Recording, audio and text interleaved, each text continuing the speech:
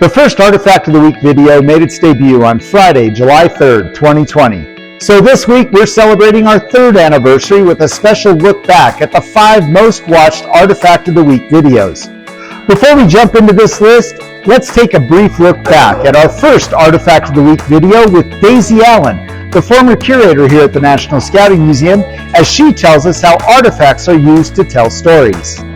Hello everyone, my name is Daisy Allen. I'm the collections curator here at the National Scouting Museum, and today I have for you the pelt of an adult mountain lion. Now, we don't know exactly where this lion came from, but it's a good example of the species that we have here in our local area and the focus of a family story from the Chase Ranch. We'll have the top 5 most viewed videos along with some interesting information about you, our audience, in this edition of Artifact of the Week.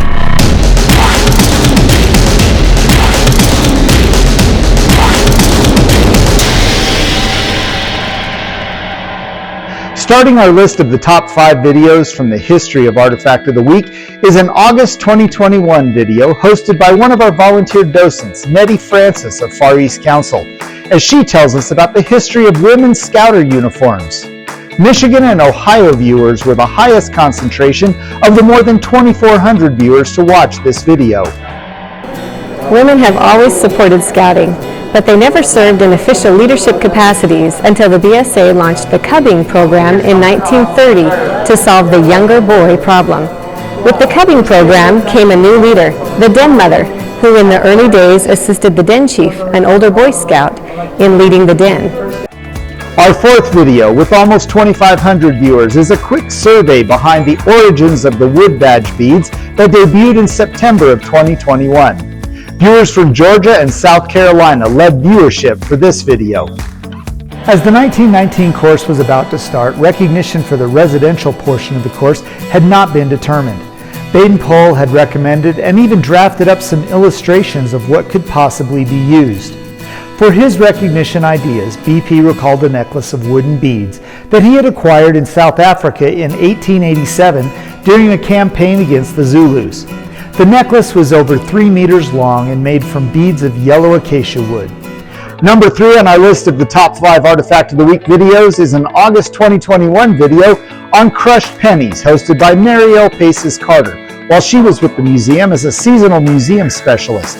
The video was viewed by nearly 2,800 people, including more than 200 from Florida and 9 from Japan. The first known pressed penny appeared in Vienna, Austria in 1818. But the souvenir emerged in the United States in 1893. During the Chicago World's Columbian Expedition, a celebration of the 400th anniversary of Columbus's voyage, visitors could give a vendor a coin from their pocket or purse and watch it flatten before their eyes.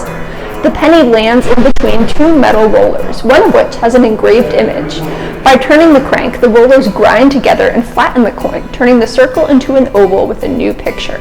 The number 2 overall video with almost 3,000 visitors is a September 2022 video on the BSA Mackinaw coat. The largest number of viewers for this video came from Texas and Georgia. Over the years, the BSA has had a number of official jackets, and today we're going to look back at the Mackinaw coat, a short double-breasted coat made of a thick wool known as Mackinaw cloth.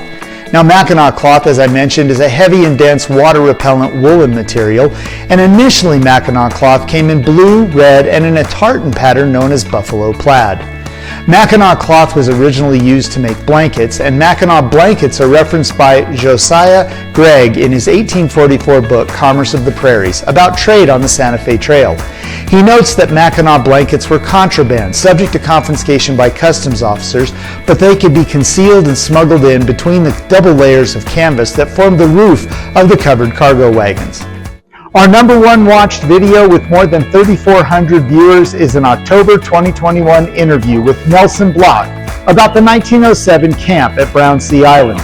Nearly 775 viewers from Texas watched the video, along with almost 200 viewers from Great Britain. Joining me is Nelson Block, chairman of the William Greenbar Bill Hillcourt Foundation, with some special items from the Brown Sea camp that are on loan to the National Scouting Museum. Nelson, what do you have to share with us today? Today we're going to talk about 3 really fun items, and they come from the first event in Scouting, the Experimental Boy Scout Camp at Brownsea Island in August 1907. One is a photograph of the camp. Another is a great item, a card signed by all but 2 of the scouts who were there. Plus it's signed by General Baden-Powell, he wasn't a lord yet, and also the world's first assistant scoutmaster, not only the first scoutmaster, but the first assistant scoutmaster, Kenneth McLaren. Major McLaren and BP had been young officers together in India. Artifact of the Week videos have reached more than 200,000 viewers, with the audience representing every state as well as more than 20 countries around the world. The top 5 international viewing countries include the Philippines, Indonesia, Brazil, Mexico, and Egypt.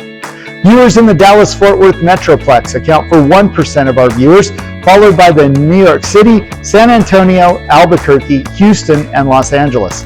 A surprising number, about 0.4% of our audience, comes from our own backyard, the village of Cimarron.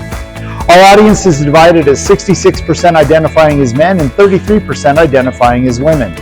From an age standpoint, the vast majority of you are between 35 and 64.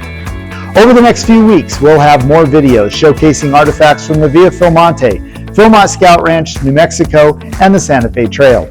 If there's an artifact you think we should feature in a future episode, let us know in the comments and we'll see what we can do. Thank you for making Artifact of the Week a part of your weekly routine.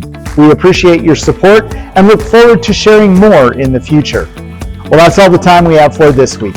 Join us next time as we continue to learn more about the history of the BSA through the collection of the National Scouting Museum and Artifact of the Week.